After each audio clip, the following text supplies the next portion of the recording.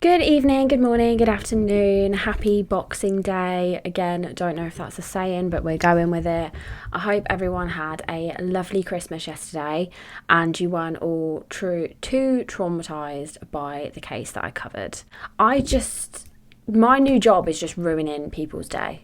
So if you choose to be a part of that, that's on you. You have been warned. By the time I post this, I will be on holiday and I cannot wait. I've already partially started packing. I'm filming this on the 21st of December and this is going out on the 26th and I cannot wait to be on holiday.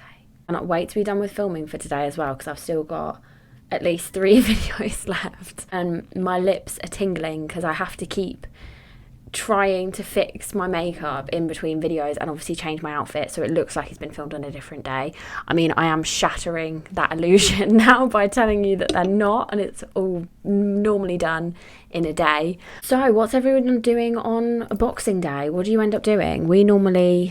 I think we normally see family, Honestly, I can't even remember what we did last Boxing Day. Probably not a lot. And then you're in that boring period between Christmas and New Year where you don't really know what to do with yourself. But I will be in a spa and shopping just to rub it in. This is the last of my 3 days of Christmas. I didn't want to go all out for Christmas cases this year just because Halloween was such a lot.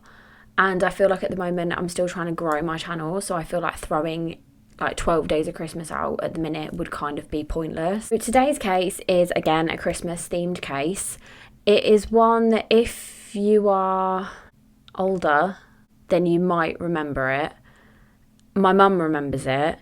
I've seen bits about it but I didn't really know that much about the case, but one of my favourite crime shows is Faking It and this is featured on Faking It, which I actually didn't know until I started researching the case. And it's just so bizarre. I really love it when killers think they're the smartest person in the world and start doing press and media coverage of themselves because it always just comes back to bite them in the arse. And especially this one, this gentleman ended up making a whole documentary and it is really hard to watch. So we better get into it before I just spoil the whole thing for you. So today I'm going to be covering the case of Mitchell Kwai.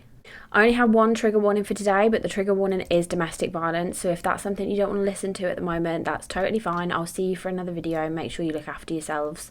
Content warning, as always, strong language. Lynsey was born to Linda and Peter Wilson, and she was the youngest child of their 6 children. Lynsey was beautiful with a dazzling smile and a personality to match. Her mother described her as bubbly, fun-loving and outgoing. In February of 1955, when Lynsey was just 17 years old, she fell pregnant with her first baby with her first serious boyfriend. Lynsey was adamant she wanted to keep the baby and her boyfriend got engaged. However, several months into the pregnancy, the relationship ended. Shortly after this, Lynsey met a new man named Mitchell Kwai, who was a few years older than her. He was 20 years old, and they seemed to just click instantly. Mitchell fell for Lynsey very, very quickly, and Lynsey felt as though she had struck gold. Mitchell was charming, he was always doting on her, he'd bring her cards, presents, flowers all the time. And she just felt so lucky to have found this amazing man. Bearing in mind, Lynsey was 5 months pregnant at the time. I feel like Lynsey was seeking companionship during her pregnancy and Mitchell was just besotted with her. And within 5 weeks, they were married, which is insane. They got married on the 1st of August 1995 and that to me is just absolutely... I don't know how my parents would react if I met someone and then within 5 weeks we were married. I think they'd be terrified, and I'd be terrified if that was any of my friends that were in that situation, because to me that is the ultimate case of love bombing, is it not? Lots of presents, gifts, and then a marriage is just a bit much. So Lynsey's family were, rightly so, a little bit apprehensive about the relationship, and they were a little bit concerned because it had just moved so very quickly. and they felt, how well can these two actually really know each other after 5 weeks? On the evening of their wedding, the pair actually got into quite a big argument, and Lynsey's father again expressed his concern, saying, is this a sign of things to come? Soon after they got married, Lynsey slowly began to discover a completely different side to Mitchell, and I think it dawned on her quite quickly that she didn't really know the man she was married to. Despite this, the pair found their first home together and moved in together, but during this time, Lynsey confided in her sister and said that Mitchell had quite violent outbursts. Just a year after Lynsey giving birth to her first child, Robin, she fell pregnant, this time with Mitchell's child. Lynsey was very concerned about bringing another baby into this relationship, as it was quite unstable, and she felt like her home was not the best place to have a baby in, and that she wouldn't be able to give it a very stable life and a stable home. So she ultimately decided the best thing to do would be to terminate the pregnancy. When Mitchell found out about this, he was absolutely fuming. He was raging, he absolutely lost his mind, and he beat Lynsey up and then moved out of the home. So as well as Mitchell being a violent piece of shit, he was also a cheat and regularly slept with lots of different women behind Lynsey's back. After 5 months of the couple being apart, Lynsey decided to give Mitchell a second chance and let him move back into the family home. She'd had a complete change of heart, and she told Mitchell that she wanted to have a baby, and he was over the moon about this, and within no time at all, she fell pregnant once again. When Lynsey was about halfway through the pregnancy, Mitchell had one of his most violent outbursts yet. Thankfully, Lynsey wasn't home, and it's not clear exactly what sparked this, but she was out, she came home, and the whole place had just been completely trashed. Everything was smashed, there was holes in the walls, there was glass everywhere, like he just ruined the house, and I'm not really sure why. I believe they were renting that house, so they were kicked out, and this obviously put a strain on their marriage and put them back into a dark spot again. In October 1997, their son Jack was born, and the following year Mitchell moved out again, and it seemed this time that it was actually for good. Thanks to the help of a women's aid charity, Lynsey was able to get away from Mitchell and move out to a safe place for her and the children, and Mitchell was not told where they were moving to. By this point, Lynsey was absolutely terrified of Mitchell, and she was so scared that he was just going to turn up out of the blue. So because of this, she actually carried around a panic alarm just in case she spotted him, which is so horrible. Just as Lynsey was getting her life back together, Mitchell persuaded her to let him see their son on his first birthday. And because of this, he found a way back into their home and back into Lynsey's life. He was obviously very manipulative, and you can see that from the documentaries that he is very manipulative. When Lynsey's friends and family found out that she'd taken Mitchell back again, they just steered clear of her. They just didn't want to be involved. They didn't want anything to do with him, so they avoided the pair of them altogether, which is really sad. On the 11th of December, Lynsey went over to her mum's house to spend time with the family before the Christmas season, and when Lynsey's mum dropped her home, this would be the last time she would see Lynsey. The last sighting of Lynsey was on the 15th of December 1998. She was just 21 years old.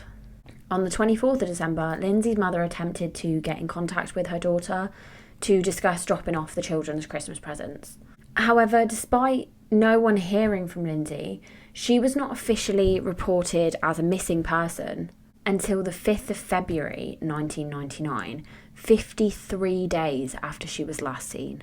Just to make it a little bit worse, Lynsey was not reported missing by family or Mitchell or friends. She was actually reported missing by a social worker, which sucks because I get that she might not have an amazing relationship with her friends and family anymore, but you'd think not hearing from someone for that long would spark some concern, and you would start to question things. Like, obviously they're probably not going to go to Mitchell because they don't like him, so they're not going to ask him where she is, and they've got no one else to ask.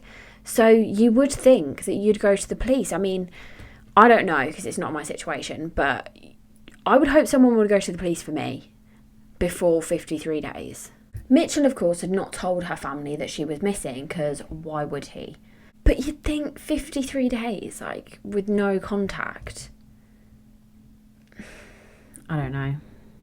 Lynsey's family, they're the last people I'd contact. Why would I contact Lynsey's family? Lynsey's family, we just don't like each other. So in the 18 months that Lynsey was missing, Mitchell really tried to portray an image of a jilted father who had been left by his selfish wife to look after the children on his own, and he was really struggling and really upset and everything else. He's just a piece of shit. He told everyone, including the media and his own children, that Lynsey had run off with another man. But everyone who knew Lynsey knew that she would never leave her children, so there's holes being poked in his theory already. Mitchell claimed several times that he had seen Lynsey in a Mercedes with a gentleman or just walking around town, but no one else had ever seen Lynsey. Obviously, there was posters and there was media coverage about her being missing, so someone should have reported it if they saw her, but no one did. It was just Mitchell, which, again, convenient. And he does mention this a few times in his heinous documentary. Mitchell absolutely loved the media attention that he was getting because of this. He would sell his story at every possible opportunity, and he just wanted as much public sympathy as he could get. Like I said earlier, he just thought he was so clever by doing this and trying to tarnish his wife's name. Even went on This Morning. Now, mother of two, Lynsey Kai, disappeared on Christmas Day last year. The police, after months of searching for Lynsey, are now treating it as a murder inquiry, and as a result, they've dug up her husband Mitchell's garden and scoured his house, convinced that she's dead. They have yet to find a body. Mitchell is the only one, in fact, who believes that she's still alive, and he's here with us now. Mitchell, why do you think they seem to be so convinced that you're, what do they call you, a legitimate suspect? Yeah, well, I suppose they say the husband's always the suspect. And then invited a TV crew into his home to film about his life, which is just, it's insane. He was asked several times whilst in interviews and on television if he had killed Lynsey, and he never actually answered this question. He would normally just say, "Did you kill Lynsey?" I'm not going to answer that. I'm not going to answer that question because I don't need to. You make up your own mind, because eventually everyone will find out. If he thinks that I've killed his daughter, I wouldn't sit in the same room as the guy. But one day he'll be on my doorstep apologising. Which I don't know if this is kind of like subtle foreshadowing, or if he's then trying to imply that, oh, you'll see her in the Mercedes at some point with this man that she's ran off with. I don't really know what he's trying to say here. Mitchell was just an absolute bellend. Like, he is, there's no other word really. He is just an absolute cocky, self-obsessed bellend. He does the most bizarre things. Like, if you thought the documentary about himself was weird, this is the top of the weird list for me. Right, so there's obviously detectives working on the disappearance of Lynsey, and there's a lead detective. The lead detective was called Jeff Sloan, and for Christmas, Mitchell sent him a Christmas card and a bottle of hair dye. And in this card, he wrote that he should cover up his grades because it will give him more confidence. I wish I had words because I'm just confused. That's just so odd. Although Mitchell wanted to come across as this jilted husband and get sympathy, he just is not likeable, in my opinion. The police have been going around interviewing all of the people that I've ever slept with and stuff like that. I mean, I know they're clutching at straws now, like, but what do they think? I shagged her to death or something? Do you know what I mean? Completely pathetic. Even if you kind of watch the documentary impartially, I don't think he's a likeable person. He's not grieving the loss of his wife, even though she has run away. Doesn't come across that he's concerned for her welfare or anything. He's moaning. He's pissed off that he's been left to look after the children. And he's complaining in this documentary, saying that he wouldn't piss on her if she was on fire for leaving him with the kids. What? In the interview he did with this morning, he came across incredibly insincere, and he is not likeable at all. He constantly has this kind of like smile and smirk on his face, and there's nothing more smug than a smirk. It's incredibly irritating. February 27th, 1999, Mitchell was arrested for murder, incitement to cause grievous bodily harm, and fraud. Mitchell had been cashing in Lynsey's benefit checks. So this was fraud, and he was convicted of fraud. However, there was insufficient evidence to charge him, like convict him on the other charges that were brought against him. So they were dropped. Lynsey's family knew that Mitchell had done something to Lynsey. They were aware of his violent outbursts, and which again is why I'm like, why didn't you report her missing for so long? But they knew that he had done something, but there was just insufficient evidence to prove what he had done. But her parents would regularly go out searching for Lynsey's body. Mitchell had successfully evaded capture basically from the police for almost a year and a half at this point, and investigators were doubting that they would ever find any trace of Lynsey. On the 7th of June 2000, police eventually theorised that Lynsey was killed sometime after the 15th of December 1998, and they went and they took Mitchell in for questioning. On the evening of June 8th, Mitchell couldn't take any more questions, and he eventually confessed to everything. So the next day after confessing, he agrees to go and show police exactly where he had hidden Lynsey's body. And this is the part that would really stuck out for people with this case. That Mitchell is showing where he has buried or left his wife's body, and he's smiling. He knew that there was going to be media there. He knew that there was going to be cameras there, and he's not bothered if he's getting positive or negative attention, as long as it's attention. It's just incredibly unsettling. So he took the police to where he had hidden her legs and torso, and still to this day, they've never found her arms and her head. So in December 1997, Lynsey had got up enough courage to get rid of Mitchell out of her life for good. She had had enough. She had met with a divorce lawyer and kind of discussed how to move forward, and she confronted Mitchell with this, and he just was not having it, like a spoiled brat. So he decided to strangle Lynsey and then hide her body in his room. With the help of his brother Elliot, they moved Lynsey's body into the family bathroom and dismembered her body in the family fucking bath, all whilst their children were asleep next door.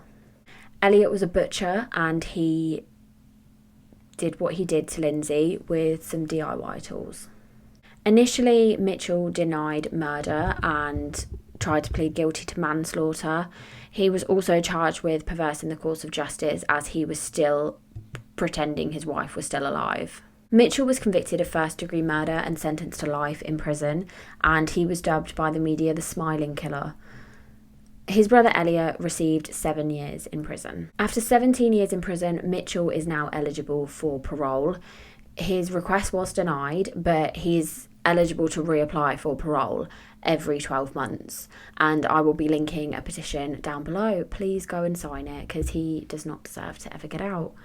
And that is it for today.